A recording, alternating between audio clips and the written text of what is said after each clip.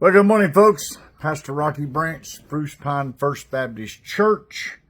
Have you ever felt like you were cast away, that God didn't care? You may have. If you've done anything for Him and you've been dedicated to Him, sometimes you feel like you're a stepchild out somewhere and He doesn't care because the way the world makes you feel when you stand for Jesus Christ. And the world's good at that. The world and all the stuff that's going on in the world. I mean, you see all the commercials, you see all the movies, you see all the shows, and you see all these people doing all this stuff, and it's nothing more than just a bunch of stuff that they're doing.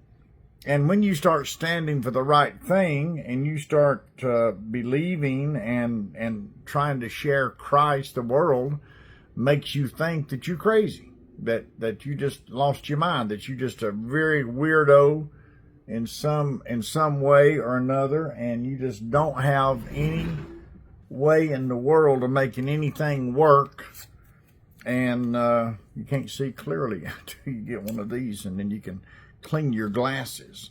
It's always amazing to me how that you take your glasses and you have to wear them, and then you hold them up like this to see through them. Well, if you can do that without your glasses, maybe you can see more without them, but I can't, like probably you either, so I got to clean them up here early this morning and make that thing work. But, the world makes you feel like there's something wrong with you.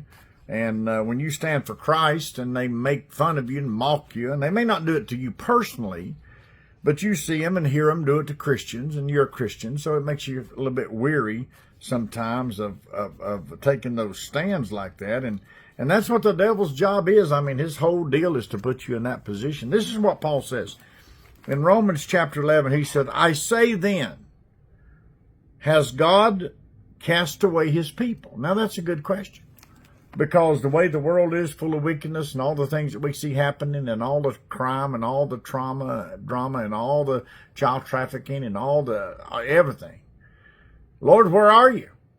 If you're out there, well, we know He's there. But sometimes what we see, what we're faced with, you're trying to get a medical appointment, you're trying to get something done through your insurance company, you're trying to do this, you're trying to do that, nothing but racket and fussing and fighting and trying to get a hold of somebody, and they put you on hold for 90 minutes, and Lord. And Paul asked that question. Has God cast away His people? And then he says the strongest New Testament term in the Bible is God forbid. And it means may such a thing never occur. And that's exactly what he says. God forbid, for I also am an Israelite, Paul's talking, of the seed of Abraham, of the tribe of Benjamin. So he gives a personal testimony, and he says, God has not forsaken me, and I'm just like you. Now, of course, he gave a pedigree here about being an Israelite and of the seed of Abraham, of the tribe of Benjamin, to help the people that he's writing to the Roman believers to encourage them. But basically, he's saying to them, I'm a Christian. You're a Christian. God has not cast me away.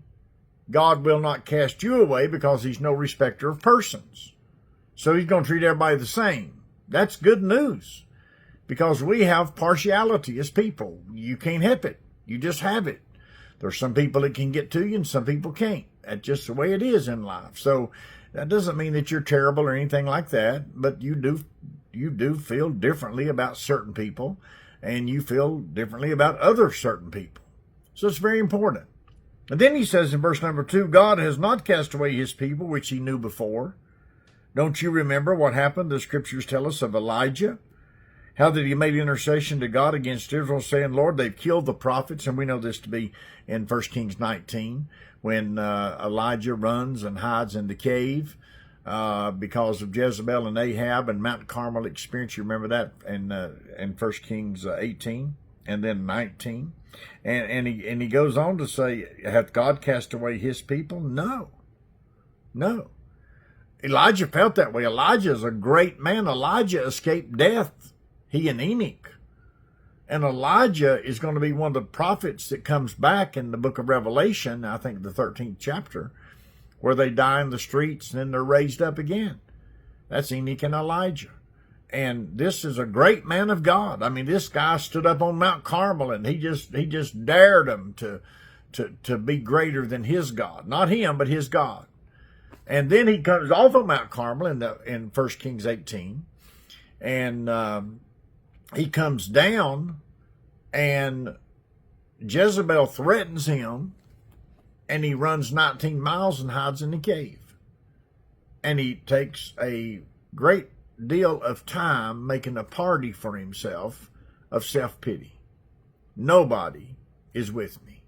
Nobody loves me. Nobody cares for me. And God's forsaken me.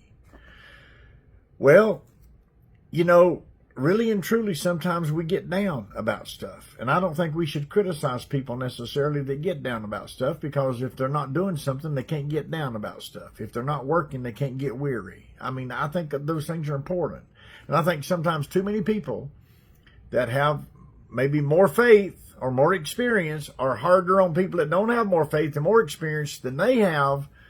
And I think it's unfair. I really do. I think it's unfair that we criticize people that are not as strong or have not more experience than we have, maybe, that can understand some of this a little bit better.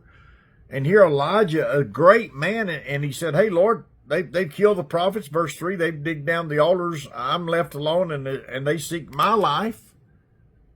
And that's the way he felt. It wasn't true, but that's the way he felt. And maybe you feel that way. Maybe you feel that God took a vacation and didn't leave a forwarding address. Maybe you feel like God's left you. Maybe you feel like God doesn't care. You know, those are normal human reactions when things don't go your way, or you get weary and tired, or you get exhausted, or you get pressured, or you get discouraged. All those things are real and true. We should be gentle with people like this because they're at a critical time. And sometimes we can get that way, even though you have faith and you have love and you know the scriptures and you trust God. And I mean, Elijah, come on. I mean, Elijah, you can't get much better than that in the Old Testament other than Moses. And here's a situation where Elijah just is weary. And he says, you know, I'm just in bad shape. And the Lord said unto him, I have reserved unto myself 7,000 men who've not even bowed the knee to Baal. Well, Elijah doesn't feel that, even though it's true. Elijah didn't feel that way. Elijah feels, I'm the only one left, and I'm 15 miles hiding in the cave. And sometimes, you know, I'm so afraid, my friend, that we sometimes criticize people too much, because they don't know as much. Or maybe they've been in church a long time and haven't been taught very much. That breaks my heart, but it's true. And that's why we so gingerly try to, with a reasonable explanation that makes sense. And let me say that again, that we need to have exclamation of something that makes sense, explaining that, an exclamation of it that tells people we're explaining this simply because a lot of people have trouble with it. And a lot of people have said in church over the years that they didn't get the preaching that would grow them. Oh, they got some preaching along the way, and I'm sure it was fun and good and all that sort of stuff. It doesn't get you for battle. You got to have some stuff to get you for battle. If you're going to stand for God, there's going to be some battling going on. Think about those things. Just study about that. Give me a comment. Let me know what you're thinking. God bless you.